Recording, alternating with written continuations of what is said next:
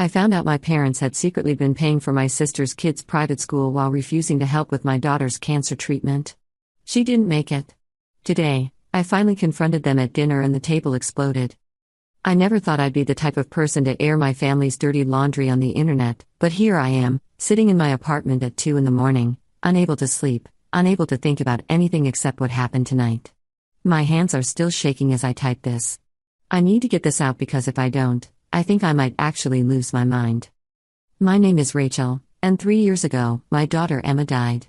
She was 7 years old, and she had acute lymphoblastic leukemia. The aggressive kind. The kind that requires intensive treatment, experimental drugs, and round-the-clock care that insurance companies love to deny coverage for. My husband Marcus and I did everything we could. We maxed out credit cards, took out loans, sold our car, and even started a GoFundMe that barely made a dent in the astronomical bills. We were drowning, watching our little girl suffer, and begging anyone who would listen for help. I remember the day I called my parents, absolutely desperate. Emma had been in the hospital for 2 months, and we just found out that the next phase of her treatment wasn't fully covered by insurance. We needed $45,000, and we needed it fast. I was crying so hard I could barely speak. My mom answered the phone, and I explained everything through sobs. I told her about the treatment, about how Emma was so brave but so tired, about how the doctors said this could save her life. There was this long pause on the other end of the line.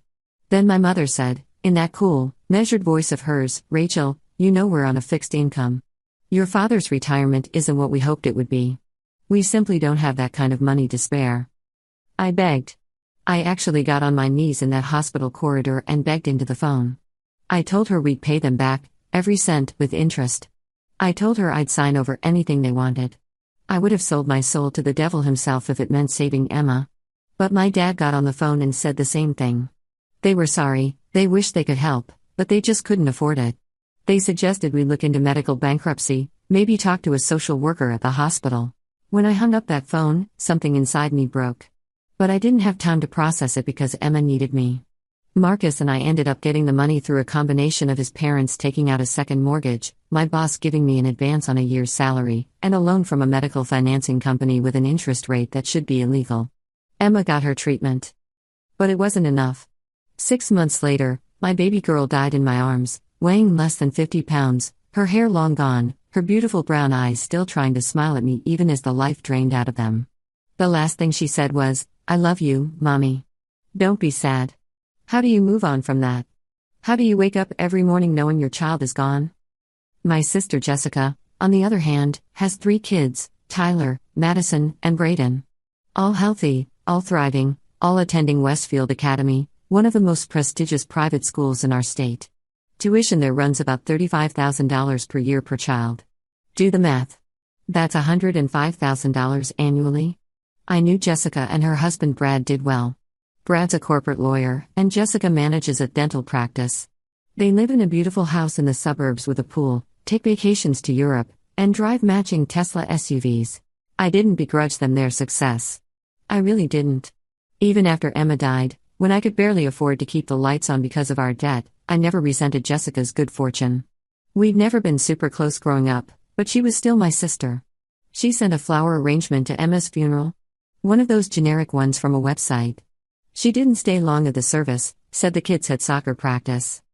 For 3 years, I've been rebuilding my life. Marcus and I separated 18 months after Emma died. Grief destroyed our marriage.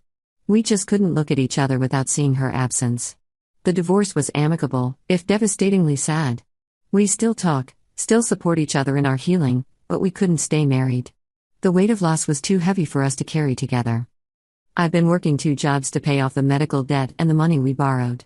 I barely see my tiny apartment in daylight. I'm a husk of who I used to be, going through the motions, existing but not living. Therapy helps, but there's a hole in my chest that will never heal. Everyone says time makes it easier, but they're liars. Time just makes you better at pretending to be okay. 2 weeks ago, something happened that changed everything. I was having coffee with my old college roommate, Diane, who happens to work in administration at Westfield Academy. We hadn't seen each other in months, and she was catching me up on her life when she mentioned something in passing. "It's so wonderful that your parents are able to help Jessica with the tuition," she said, stirring her latte. "I processed the payment from their account just last week. It's such a blessing when grandparents can contribute to their grandchildren's education. I must have looked like I'd been struck by lightning because Diane immediately looked concerned. "Rachel? Are you okay?" I couldn't speak. Couldn't breathe. The coffee shop started spinning around me. Diane grabbed my hand across the table, asking me what was wrong, if I needed water, if I was going to be sick. Finally, I managed to croak out, "What do you mean, my parents' account?" That's when Diane realized she'd revealed something I wasn't supposed to know. Her face went pale, and she started backtracking, saying maybe she'd made a mistake, maybe she was confused with another family. But I pressed her. I needed to know. After some hesitation and my promise that I wouldn't reveal how I'd found out, she told me the truth. My parents had been paying the full tuition for all 3 of Jessica's kids at Westfield Academy for the past 4 years. Every semester, like clockwork, a check would arrive from their joint account. $105,000 every single year. For 4 years, that's $420,000. Let that sink in. $420,000 for private school while my daughter died because they claimed they couldn't spare $45,000 for her cancer treatment. I don't remember leaving the coffee shop. I don't remember driving home. I just remember sitting in my car outside my apartment building, screaming until my throat was raw. I punched the steering wheel until my knuckles were bruised. Then I just sat there in silence, staring at nothing, as the sun set and darkness filled the car. That night, I didn't sleep. I went through every interaction with my parents over the past 7 years, reframing everything with this new, horrific knowledge. Every holiday where they gave Jessica's kids lavish gifts while I got a gift card. Every family gathering where they praised Jessica's parenting and made subtle digs about my choices. Every time I called them in desperation and they'd claimed poverty. They'd lied. While I was watching my daughter die, while I was selling everything I owned, while I was destroying my life and my marriage trying to save Emma, they were writing checks for my sister's kids to go to a school with a climbing wall and a culinary arts program. For 2 weeks, I debated what to do with this information. Part of me wanted to confront them immediately, to call them and scream until they understood the magnitude of their betrayal. But another part of me, the part that was still their daughter despite everything, wanted to believe there was some explanation. Some reason that would make this make sense, even though I knew deep down there wasn't one. During those 2 weeks, I became obsessed with piecing together the timeline. I pulled out old bank statements, medical bills, anything that could help me understand when exactly my parents had started funding Jessica's perfect life while watching mine crumble. I created a spreadsheet, because apparently grief and rage had turned me into someone who documents betrayal in Excel. The first tuition payment from my parents to Westfield Academy was made in August, 7 years ago. I know this because I did more digging, called in favors, and maybe crossed some ethical lines I'm not proud of. August, 7 years ago. Emma was diagnosed in June of that year. By August, we were already drowning in medical bills, already starting to panic about how we'd afford her treatment. That means my parents made the conscious decision to commit over $100,000 a year to private school tuition within 2 months of Emma's diagnosis. They knew she was sick. They knew we were struggling. And they chose to write those checks anyway. I started having panic attacks during those 2 weeks. I'd be at work, stocking shelves at the grocery store where I work my second job, and suddenly I couldn't breathe. I'd have to lock myself in the bathroom, sitting on the floor, trying to remember the breathing exercises my therapist taught me. In through the nose for 4 counts, hold for 7, out through the mouth for 8. But no breathing exercise could calm the rage that was building inside me like a pressure cooker about to explode. I also started remembering things I'd blocked out, things my brain had protected me from during the worst of my grief. Like the time, about 6 years ago, when Jessica had complained at a family barbecue about how expensive Westfield Academy was, and my mother had patted her hand and said, "Don't worry, dear. You're doing the right thing for the children. Quality education is worth any price." I'd been there, less than a year after Emma's diagnosis, already financially devastated, and my mother had said those words. Quality education is worth any price. Or the time my father had lectured me about financial responsibility, suggesting that maybe Marcus and I had been living beyond our means, implying that our money troubles were somehow our own fault. This was while Emma was in treatment, while we were selling everything we owned, and he knew it. He looked me in the eye and essentially blamed us for our financial ruin, all while writing massive checks for Jessica's kids. I remembered Emma's last birthday party, the one right before she got too sick for celebrations. We'd had it at our apartment because we couldn't afford anything else. It was just family, a homemade cake, and a few presents we'd scraped together money for. Jessica had shown up late, complained about the parking, and left early because Braden had a tennis lesson. A tennis lesson at a country club my parents also paid the membership for, I later discovered. My parents had given Emma a $50 savings bond for her birthday. $50. And I'd been grateful for it because $50 was $50. Meanwhile, I later learned they'd given each of Jessica's kids new iPads that same month, top-of-the-line models that cost $800 each. But Emma got a savings bond she'd never lived long enough to cash. The memories just kept coming, each one a fresh knife wound. Family dinners where Jessica casually mentioned the kids' school trips to Costa Rica and France, trips that cost thousands of dollars, trips my parents had funded. Christmas mornings where Jessica's kids opened piles of expensive gifts while Emma got a few small things, and I'd been grateful even for that. Every family gathering where my financial struggles were treated like a shameful secret while Jessica's affluence was celebrated. I thought about the times I called my mother, crying about how we couldn't afford Emma's anti-nausea medication that insurance wouldn't cover. How my mother had suggested I look into patient assistance programs, maybe talk to a social worker, perhaps try generic alternatives. All reasonable suggestions, except she was making them while she had the means to simply write a check that would have solved the problem instantly. There was this one moment I couldn't stop thinking about. Emma had lost all her hair from the chemo, and she was devastated. She was only 7, and she was so self-conscious about it. There was this beautiful wig we'd found online, made of real hair, that looked exactly like her natural curls. It cost $300. We couldn't afford it. Emma wore cheap synthetic wigs that made her scalp itch and made her cry because they didn't look real. Kids at school, during the brief periods she could attend, would stare at her. I'd mentioned it to my mother once, in passing, during a phone call. I wasn't even asking for money, just venting about how hard it was to see Emma so unhappy with her appearance on top of everything else she was dealing with. My mother had made sympathetic noises and said nothing else about it. The wig never materialized. But Jessica's daughter Madison got a $500 American Girl doll collection that same month, a gift from her grandparents for making the honor roll. During those 2 weeks of discovery, I also reached out to Marcus's parents, Linda and Robert. They'd been the ones who took out a second mortgage on their modest home to help us pay for Emma's treatment. They'd never been wealthy, both retired teachers living on pensions, but they'd done whatever they could. I met Linda for lunch and told her what I discovered. She sat there in silence for a long time after I finished talking, her face going through a range of emotions I couldn't quite read. Finally, she said, "Rachel, I want you to know something. When we took out that mortgage, we called your parents. We thought if we all pooled our resources together, we could cover everything Emma needed without putting such a massive burden on any one family." My heart stopped. "You called them?" "Robert did," she said, her eyes filling with tears. "He called your father, explained what we were doing, and asked if they could contribute anything at all. Even a few thousand would have helped. Do you know what your father said?" I couldn't speak, could only shake my head. He said they wished they could help, but they'd already overextended themselves helping Jessica with some home renovations and couldn't take on any more financial obligations. Linda reached across the table and gripped my hand. "Rachel, we didn't tell you because you were already carrying so much. We didn't want to add to your burden. But yes, your parents refused to help even when we were literally mortgaging our home." Home renovations. They told Marcus's parents they couldn't help because of home renovations. I later drove past Jessica's house and saw the addition they'd put on that year, a massive family room with floor-to-ceiling windows. My parents hadn't just paid for it, my father had bragged about it at a family gathering, about how he was so happy he could help his daughter expand her home for her growing family. The rage I felt in that moment was unlike anything I'd ever experienced. It was pure, white-hot, and all-consuming. I had to pull over on the drive home because my hands were shaking so badly I couldn't steer. I called my therapist's emergency line and spent an hour talking her down from what she gently described as a completely understandable crisis response. I also started digging into the GoFundMe we'd set up for Emma. I hadn't looked at it in years because it was too painful.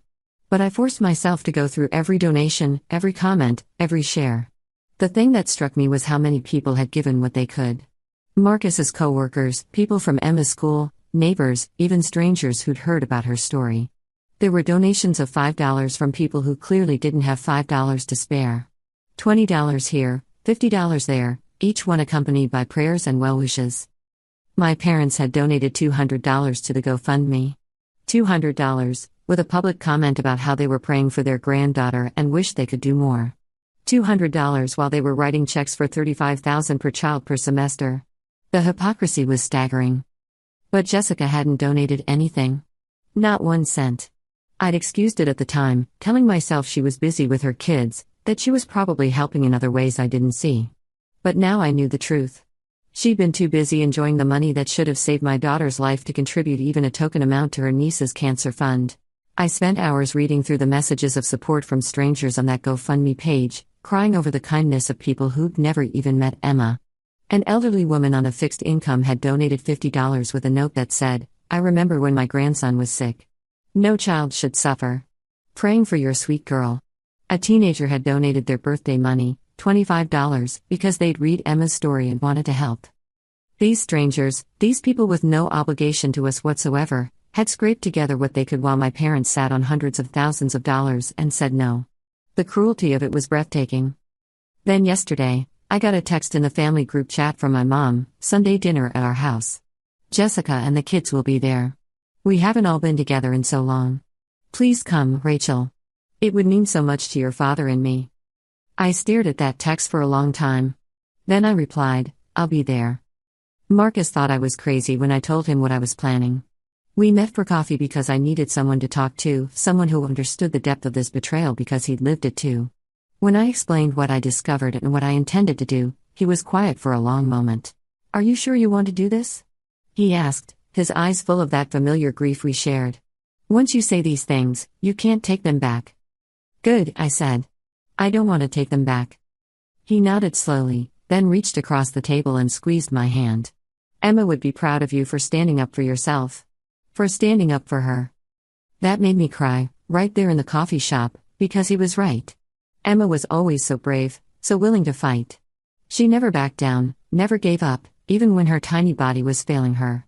I owed it to her memory to be just as brave. So today, I drove to my parents' house in the suburbs. The same house I grew up in, with the big oak tree in the front yard and the garden my mother obsesses over. Jessica's Tesla was already in the driveway, along with my parents' sedan. I sat in my beat-up Honda for a few minutes, gathering my courage, my heart pounding so hard I thought it might burst out of my chest. I walked in without knocking. Sunday dinners were always casual, family just letting themselves in. I could hear laughter coming from the dining room, could smell my mother's pot roast, could hear my nieces and nephew chattering excitedly about something. For a moment, just a brief, painful moment, I remembered when Emma would have been part of that noise, her high-pitched giggle mixing with her cousins' voices. When I walked into the dining room, everyone looked up. My mother smiled, that practiced, perfect hostess smile. "Rachel, we're so glad you could make it. We're just about to sit down." Jessica was helping set the table, looking effortlessly put together in designer jeans and a cashmere sweater. "Hey, Rach. Long time no see." My father was already seated at the head of the table, and he nodded at me. "Hello, sweetheart." The kids were in the living room, glued to their iPads, not even noticing my arrival. I looked at them, these healthy, privileged children, and thought about Emma. About how she'd loved to draw, how she'd wanted to be a veterinarian, how she'd never complained even when the chemotherapy made her so sick she couldn't move. "Let's eat," my mother said, carrying the pot roast to the table. "Everyone sit down." I took my usual seat, the one I'd sat in for family dinners since childhood. Jessica sat across from me, my parents on either end of the table. The kids eventually wandered in, took their seats, and dinner began. It was all so normal, so perfectly ordinary, that for a moment I questioned whether I was really going to do this. My mother served the food, asking everyone about their weeks. Jessica talked about Madison's soccer tournament and Tyler's science fair project. My dad mentioned something about golf. They asked me how work was going, and I gave vague, one-word answers. The food tasted like ash in my mouth. "Rachel, you seem quiet," my mother observed, in that way she had of making an observation sound like a criticism. "Is everything all right?" This was it. The moment I'd been planning for. I set down my fork and looked directly at her. "Actually, Mom, I have something I need to talk to you all about." The table got quiet. Jessica looked at me with mild curiosity. My dad paused with his fork halfway to his mouth. The kids continued eating, oblivious. "I had coffee with Diane Cooper a couple of weeks ago," I began, my voice surprisingly steady. "You remember Diane? My roommate from college?" My mother nodded slowly, and I saw something flicker in her eyes. Fear, maybe. Or recognition. "She works at Westfield Academy now. In administration." I turned to Jessica. That's where your kids go to school, right? Really prestigious place. Must cost a fortune. Jessica glanced at our parents, then back at me. Yes, it's a wonderful school. We're very fortunate. You are, I agreed. It's about $35,000 a year per child, isn't it? So for 3 kids, that's over $100,000 annually. Rachel, what's this about? My father asked, his voice taking on a warning tone. I ignored him, my eyes still on Jessica. Diane mentioned something interesting. She said Mom and Dad have been paying the tuition. All of it? For all 3 kids. For the past 4 years? The silence that fell over the table was deafening. Jessica's face went pale, then red. My mother's mouth opened and closed like a fish. My father set down his fork with a clatter. Rachel, my mother started, but I held up my hand. Do you remember 7 years ago, when Emma was sick? When she needed treatment that insurance wouldn't cover? When I called you, literally on my knees in a hospital corridor, begging for help? My voice was shaking now, but I pushed forward. Do you remember what you told me? My mother's eyes filled with tears. Rachel, please, you said you were on a fixed income. You said you didn't have that kind of money? You suggested I look into bankruptcy. I laughed, and it sounded harsh even to my own ears. I needed $45,000 to save my daughter's life, and you told me you couldn't afford it. But you could afford $105,000 a year for Jessica's kids to go to private school? It's not that simple, my father said, his face reddening. The situations were different. Different how? I demanded. Please, explain to me how paying for private school is more important than saving your granddaughter's life. I'm dying to understand this reasoning. Jessica found her voice. Rachel, I didn't know about this. I swear, I thought Mom and Dad were just helping a little bit. Don't lie, I snapped. You knew exactly where that money was coming from. You knew they were paying the full tuition, and you said nothing. Even at Emma's funeral, you said nothing. That's not fair, Jessica protested. I didn't know the details of what happened with Emma's treatment, because you never asked. I was standing now, my chair scraping back. You never once asked how we were managing, how we were paying for anything. You were too busy enjoying your perfect life with your healthy kids and your Tesla and your European vacations. Rachel, sit down, my father ordered. You're upsetting the children. I looked at my nieces and nephew, who were staring at me with wide, frightened eyes. Part of me felt bad for scaring them, but the larger part of me, the part that had died with Emma, didn't care. I'm upsetting the children? I repeated incredulously. I watched my child die because you chose a private school education over her life. I held her while she took her last breath, knowing we'd done everything we could, never knowing that you had the money to help us all along. Do you have any idea what that did to me? What it did to Marcus? Our marriage ended because of the grief and the financial ruin. I lost everything, including myself. My mother was crying now, mascara running down her face. We thought it was too risky, she sobbed. The doctors said there were no guarantees, that the treatment might not work. At least with the school, we knew the money would be used well. Used well? I couldn't believe what I was hearing. You gambled on my daughter's life because there were no guarantees? Every medical treatment is a risk, Mom. But she was 7 years old and fighting for her life. She deserved a chance.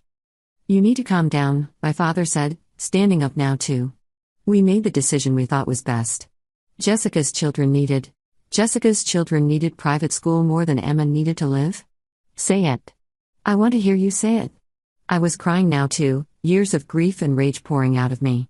Tell me that your other grandchildren's education was more important than Emma's life. That's not what we're saying, Jessica interjected. Rachel, you're twisting everything? Am I? I turned on her. Then please, untwist it for me. Explain how this makes sense. Explain how you can live with yourselves, any of you. My mother was shaking her head, reaching out toward me. Rachel, please, we love you. We loved Emma. We thought we were making the right choice. You thought about yourselves, I said flatly. You thought about appearances, about Jessica's perfect family, about being the grandparents who could afford to send their grandkids to the best schools. You didn't think about Emma, struggling to breathe, her little body full of poison trying to kill the cancer. You didn't think about me, your daughter, falling apart piece by piece. We couldn't afford both, my father said, and there it was. The truth finally spoken aloud. We had already committed to helping Jessica with the school. We couldn't afford both. The admission hung in the air like a toxic cloud. Jessica looked stricken. My mother collapsed back into her chair. And I felt something inside me finally, completely break apart. You chose, I said quietly. You had to choose, and you chose Jessica's children over mine. You chose private school over life itself. Emma was going to die anyway, my father said, and I swear time stopped. The doctors gave her a 30% chance even with the treatment. It would have been throwing money away. The sound that came out of me wasn't quite human. Jessica gasped. My mother let out a small shriek. And my father, realizing what he'd said, tried to backtrack. I didn't mean, Rachel, that came out wrong, get away from me, I said, backing toward the door. All of you, stay away from me. Rachel, please, my mother begged, trying to come toward me. Let us explain. You just did, I said. You explained everything perfectly. Emma's life was a bad investment. Jessica's kids' education was worth more. 30% odds weren't good enough for you to take a chance on your own granddaughter. I looked at each of them, memorizing their faces, knowing this was the last time I'd see them as family. You know what the worst part is? Emma loved you. Even in the hospital, even when she was in pain, she'd ask about you. She'd want a video chat with Grandma and Grandpa. She made you drawings that you probably threw away. She never knew that her own grandparents valued her less than private school tuition. That's not true, my mother wept. We loved her. Love is a verb, I said. It's not just a feeling, it's actions. And your actions showed me exactly where Emma ranked in your priorities. Dead last. I turned to Jessica, who was crying quietly, her perfect composure finally cracked. I hope your kids enjoy their fancy school. I hope they appreciate the sacrifice that paid for it, even if they never know what it cost. Tyler, the oldest at 13, had been watching everything with growing horror. Aunt Rachel, we didn't know. I know, buddy, I said, my voice softening just a fraction for him. This isn't your fault. None of this is your fault. But maybe ask your mother and your grandparents why your cousin Emma isn't here anymore. Ask them about choices and priorities. I walked out of that house and I haven't looked back. My phone has been ringing nonstop, but I've blocked all their numbers. Jessica tried to come to my apartment, but I threatened to call the police. I don't care about their explanations or their justifications. There's nothing they can say that will make this right. The day after the confrontation, I woke up feeling strangely empty. Not better, not worse, just hollow. I called in sick to both my jobs because I physically couldn't move from my bed. I just lay there, staring at the ceiling, replaying every word from that dinner over and over in my mind. Emma was going to die anyway. My father's words kept echoing in my head like a nightmare I couldn't wake up from. Around noon, there was pounding on my door. I ignored it at first, but it didn't stop. Finally, I dragged myself up and looked through the peephole. It was Jessica, and she looked terrible. Her perfect hair was a mess, her eyes were swollen from crying, and she was still in what looked like pajamas. Rachel, please, she called through the door. Please, just let me explain. Let me talk to you. Go away, Jessica, I said, not even opening the door. I didn't know, she sobbed. I swear to God, I didn't know the full extent of it. I thought they were just helping a little, not paying for everything. And I didn't know they'd refuse to help with Emma. I swear I didn't know. You're a liar, I said flatly. You had to know. You had to know you weren't paying those tuition bills yourself. You had to know where the money was coming from. Brad and I were paying some of it, she insisted. I thought Mom and Dad were just supplementing, maybe a third or something. I didn't ask questions because I didn't want to seem ungrateful. Rachel, please believe me. But I couldn't believe her. I wouldn't. Because even if she hadn't known the exact amounts, she'd known our parents were giving her substantial financial help while I was drowning. She'd known Emma was sick, known we were struggling, and she'd never once questioned the disparity. She'd been content to take and take and take while her niece died. Even if I believe you, I said through the door, it doesn't change anything. You saw me suffering. You saw what losing Emma did to me. You came to her funeral in your designer clothes and left early for soccer practice. You never once asked if we needed help. You never offered. You just kept taking from them while I had nothing. I'm sorry, she wept. Rachel, I'm so sorry. I didn't think. That's the problem, Jessica. You didn't think. You didn't think about anyone but yourself and your perfect family. I pressed my hand against the door, feeling the physical barrier between us. Leave. If you don't leave right now, I'm calling the police. I heard her crying on the other side of the door for another minute before she finally left. I sank down to the floor, my back against the door, and sat there until it got dark. The texts started coming from my mother's number, even though I'd blocked her. She was using different phones, trying to get through to me. Each message was a variation of the same thing: please talk to us. We can explain. We love you. This is all a misunderstanding. I read them all with a sense of detached numbness, then deleted them without responding. My father tried a different approach. He called my work, both places, trying to get me to talk to him. My manager at the grocery store, a kind woman named Patricia, took the message and then pulled me aside. Your father called, she said gently. He seems pretty desperate to talk to you. Is everything okay? Family stuff, I said, not wanting to get into it. I'd appreciate it if you didn't put any calls from him through to me anymore. She nodded, understanding in her eyes. I'll make a note. But Rachel, if you need time off, if you need anything, you let me know, okay? I almost broke down right there in the middle of the store, but I held it together. Barely. 3 days after the confrontation, I got an email from Jessica. A long, rambling email that started with more apologies and excuses but then took a turn I didn't expect. She wrote about how she confronted our parents herself, how there had been another huge fight, how our father had admitted they'd made a choice and stuck with it because they couldn't back out of their commitment to the grandchildren's education. She wrote that our mother had defended their decision by saying they'd thought the money would be wasted on Emma because her prognosis was so poor, and that at least with the school, they could see tangible results. Jessica said she'd been horrified by this admission, that she'd told them they were wrong, that they'd made a monstrous decision. But then, at the end of the email, Jessica wrote something that made my blood boil. I'd asked them to stop paying the tuition. I told them we'd figure out how to afford it ourselves, or we'd transfer the kids to public school. But Rachel, they're our parents. They made a mistake, a terrible one, but they're still our family. Maybe in time, you can find it in your heart to forgive them. For your own peace, if nothing else. I read that email 3 times, each time getting angrier. She wanted me to forgive them. She thought stopping the tuition payments now, 7 years too late, would somehow make things right. She still didn't get it. None of them did. I wrote back. It was the only communication I'd sent to any of them since the dinner. I kept it short. Jessica, you say they made a mistake. Mistakes are accidents. Mistakes are errors in judgment made in the heat of the moment. What they did was make a calculated, deliberate choice. They chose your children's private education over my child's life. They chose to lie to my face while my daughter died. That's not a mistake. That's a betrayal so fundamental, so cruel, that there's no coming back from it. Don't contact me again. I sent it and blocked her email address too. Marcus called me after I texted him that it was done. He didn't say much, just asked if I was okay and if I needed anything. Then he said, Emma's medical fund. The GoFundMe? How much did it raise? About $12,000, I said. Why? And how much did you say your parents have spent on Jessica's kids' schooling? $420,000 over 4 years. There was a long pause. Rachel, I think we should talk to a lawyer. I hadn't thought about legal action, but Marcus is right.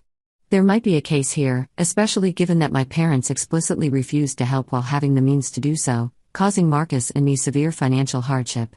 I'm meeting with an attorney tomorrow to explore options. Not because I think money will fix anything, but because they need to face consequences for their choice. People keep asking me if I feel better after the confrontation, if I got closure. The truth is, I don't feel better. I feel hollow. I feel like I'm mourning my family all over again, just like I mourned Emma. But I also feel like I finally told the truth, like I finally stood up for my daughter, even though it's too late for her. Tonight, I went to Emma's grave. I haven't been in a while because it hurts too much, but I needed to tell her what I'd done. I sat there in the dark, next to her small headstone with a butterfly engraving she would have loved, and I talked to her. I told her about the confrontation, about the truth, about how I'd finally made them acknowledge what they'd done.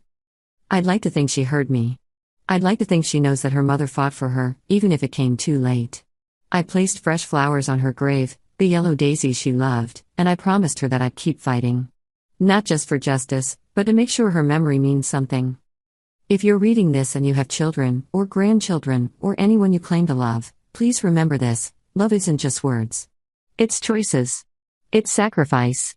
It's standing up for the people who need you, even when it's hard, even when it's expensive, even when the odds aren't in your favor. My parents had a choice, and they chose wrong.